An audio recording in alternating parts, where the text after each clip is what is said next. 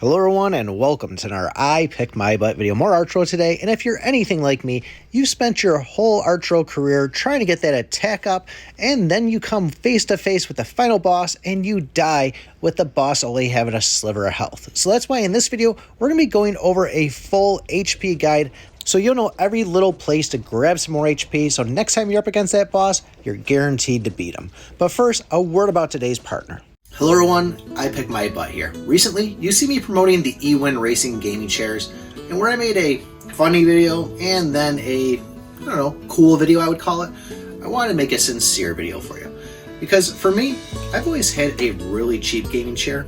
So when EwinRacing reached out to me, I was actually pretty excited because I needed a new chair, my other one was hurting me, and I was really curious to see how this thing was. And I gotta say, this one is comfortable. My honest opinion is I really do like this chair, and I would recommend it to my friends and family. So if you guys are looking for a chair or looking to get one for a friend or a loved one, this definitely is a good possibility and route to go. This is the nicest chair I've had so far. This thing feels amazing. If you are interested in getting a new gaming chair, check out EwinRacing, and if you do decide to purchase one, use code PICK, you'll get 20% off. Links in the description below. There are three pieces of gear that's going to be tied to your health directly based by upgrading them, and that's going to be the armor, the locket, and the spell book. You pump some gold and some scroll into these, and you'll see your overall HP go up. But we also have the bear ring. Each one of these is going to give an additional 5% HP overall, and where this may not be the best ring for the late chapters, this might actually be a good one to throw on in the early or even mid chapters. When it comes to armors, the Shadow Robe is the only one you're going to actually see that percentage increase, and that's going to be 7% HP for it. And this is great because you can get that at rare, which makes this a great armor for early game and even mid game really. But the Bright Robe on the other hand, you won't see any additional stats in there until you get in game. Every time you level up, you're going to gain 2.5%, and if you make it all the way to the max level, you're going to be getting an additional 25% increase in your health. Throw a smart ability on there and you can easily take that up to 30, which is a huge amount of health to get added into your actual health bank. When it comes to the lockets, all are pretty linear as far as what the HP is going to do for your overall stat there, but both the Bloodthirsty and the Piercing locket are going to give an increased HP drops, which means more hearts during the game, you can pretty much keep that health bar full. And for the spell books, both the Spectre and Giant's Contract have just a little bit more health than all the other ones. So upgrading one of those to max versus the other, you'll get just a little bit more out of them. We all know that pumping gold and sapphires into your main hero is a great way to get that HP stat up.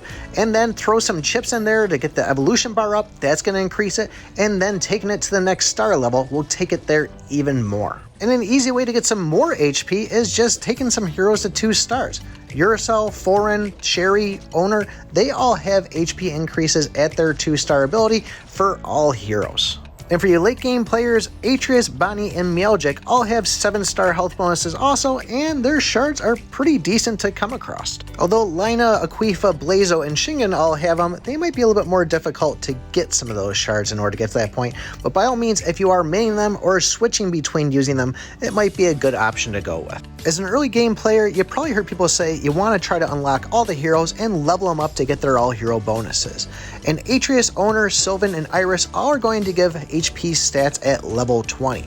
And at level 40, both Sherry and Lina are going to give bonuses too. For your mid-game players, Atreus, Helix, Bonnie, Shade, Shingen, and Blazo will all give bonuses at level 60. And if you're late game and ever happen to see the chance of making it to 120, Sherry, Ryan, and Guju will give them too.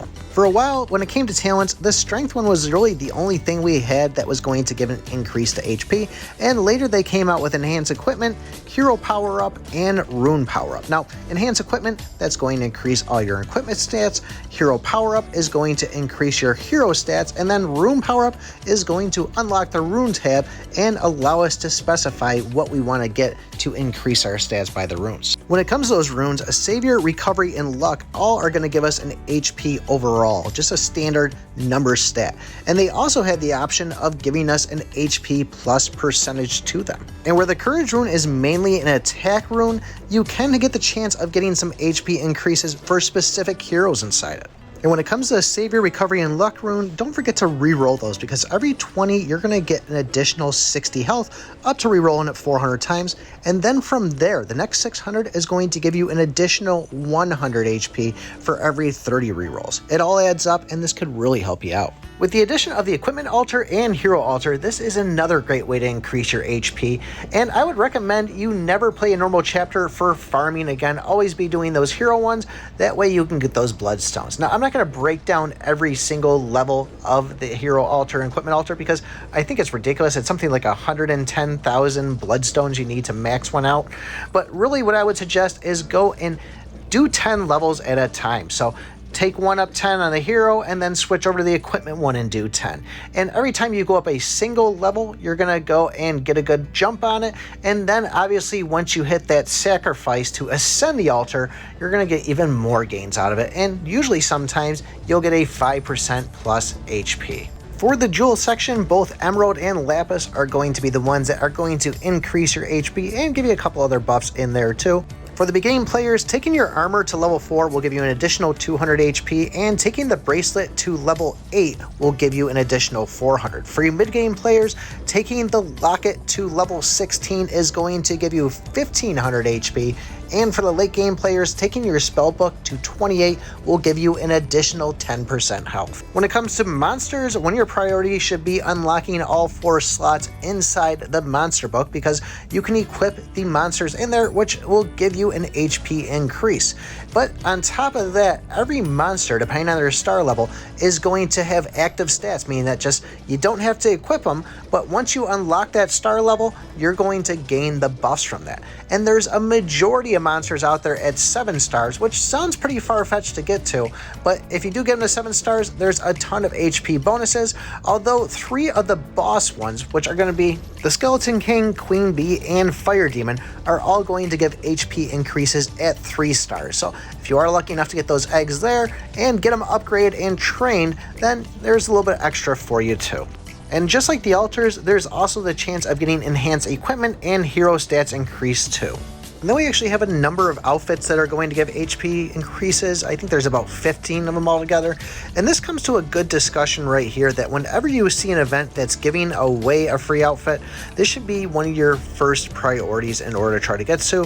Because number one, it may be exclusive, and like me, I'll never see the chance of getting the zombie Guju again. But on top of it too, these outfits are expensive and farming tickets is a pain to get them. So I personally would probably not spend them on the HP. I'm more of an attack person, but like I said, if you do have them floating around and you do want to go for some HP, there are some decent ones out there. But if there's anything in here that I've missed about increasing your overall HP stat, put it in the comments. Love to let everybody else know, just so we can all be on the same page and work to getting better at the game. And if you want, join the Discord too. Love to talk more about it there. But this is it, guys, what I have for you. Don't forget to like, subscribe, and remember, I pick my butt.